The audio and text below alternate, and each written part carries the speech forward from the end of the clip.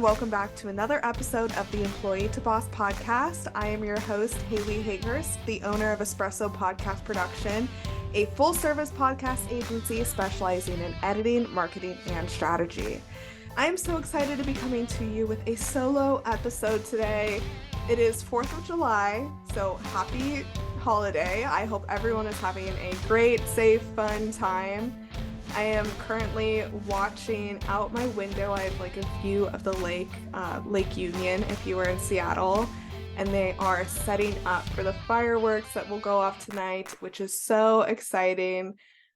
There's just so much, fun in Seattle and fun in the summer. And for some reason, I just feel so inspired in the summer to be recording solo episodes and be teaching people about podcasting and business and all of these things. So today I wanted to do a solo episode about how to start a podcast with a small audience or with no audience and how you can start, because I hear so many people say, oh, you can't start a podcast if you're a nobody. You have to have this audience already.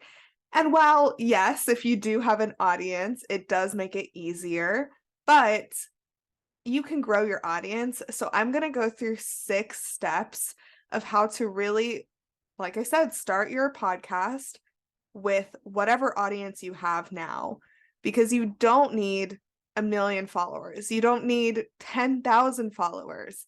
All you need is an idea and inspiration and perseverance, and you will be set. So let's dive right into these 6 steps. And throughout this, if you have any questions, you can contact me via email. So that is hello@espressopodcastproduction.com. You can also message me on Instagram. That's where I hang out the most. And I am more than happy to help you with whatever questions you have around marketing, strategy, launching a podcast. This is what my business is. This is what I help entrepreneurs with every single day. So you will be in great hands. All right, let's dive in. So number 1 is start an Instagram or whatever platform you are going to be consistent on. If you already have a following from like a personal account, you definitely can use that and then just grow it from there. But if you are willing to start a new account, or maybe you don't want like your high school and middle school friends to be seeing what you're up to, if that's going to like hold you back, just start a new account and we can start from scratch. That way, it's also kind of like this beautiful thing where you will be attracting the right audience. And so every single person that follows you is going to be someone who's interested in what you're posting. So we love that. We love people who are interested in the content that you're sharing. And what I say is whatever platform you feel most comfortable on. So wherever you think your audience is too. So for me, I love Instagram. I can be consistent with Instagram. Facebook, I can be a little bit consistent with. I have it, but it is there for, when I need it. LinkedIn is where a lot of my audience is. So Instagram and LinkedIn are the 2 places that I'm posting the most. Now, depending on what type of podcast you have, TikTok is an amazing, amazing growth source for you, as well as Twitter. There's so much going on with Twitter, but whatever platform is your favorite, that you feel most confident with and that you'll keep up with, that is what you should be posting on. And so step 1 is start that. Obviously after or before you start your podcast. If it's before, that's great, because then you can like start posting and being like, ooh, new podcast coming. People can get excited and you can start growing early. Now, the second thing I need you to think about is when it comes to social media, what type of content are you going to be posting? So for me, and what I go through with my one-on-one clients when we talk about their marketing, is creating categories of what you're going to be posting. So for me, I am educating people on podcasts. I am entertaining them with podcast stories or content from my podcast, things like that. And I'm also sharing a little bit about myself, but mainly tips on podcasting. They're coming to me because I'm the expert who can get them to where they want to be. So that's what they're learning, right? If you are starting a podcast about, let's say you are a life coach, you will be posting things that are relevant to that. So make sure that you are thinking about what you're going to be posting so it's all on brand and relevant, rather than just getting excited and posting only selfies of yourself. Or my biggest pet peeve is when podcasters only post new episode live and that's it. They don't post graphics, they don't post audiograms, they're not posting anything other than that. With a podcast, people who are investing this time to listen are going to want to learn more about you, which is why a social media presence is so important. So make sure that you're thinking about what you're going to post and making sure that you're entertaining them throughout the journey and that they're learning more from you than just your podcast. If you're doing 30-minute episodes and hour-long episodes, there's so many types of content that you can create just from that. So be sure to be repurposing this. There's so much I can dive into with the content creation, but that is what I would start doing right off the bat from when you start your podcast and start your social media for your podcast, because it's so, so important. If you don't have a strategy and you don't have a vision, it's going to be really, really hard to grow and attract the right audience. The next thing is to start posting, but making sure that, like, we talked about what type of content you're going to be creating, but let's talk about how to like actually reach the right audience. So hashtags on Instagram are not as important these days as they were at the start of Instagram. The things they used to be able to do at the start of Instagram were like crazy, right? You could hashtag something and so many people would find your page. That's not so much the case anymore. Now, Instagram is really promoting reels and videos, and especially if you're on like TikTok or whatever it may be, videos are going to be key, but also are keywords. So do a little bit of research on SEO in your category, but also think about like what keywords would your audience be searching. So for me, it'll be podcast tips or how to start a podcast or podcast launch. Things like that are what my audience is like trying to learn about. So think about your audience and what keywords they are using. The next is be consistent. Be consistent with your posting on social media. Be consistent with your posting on your podcast. Do not get discouraged when maybe you're not getting 100,000 downloads or even 1,000 downloads per episode, like when you're getting started. It is normal. You are going to maybe start off with like 10 people listening, and then you'll keep posting, and then you'll grow, and people will be sharing your content to their Instagram stories or on different platforms, and they'll be like, "Ooh, have you heard of this podcast?" It's really word of mouth. So that's really like the consistency part is the most important when you are starting. Because like I said, we're talking about you don't have an audience yet. You don't want to be forgotten when you take time off from posting.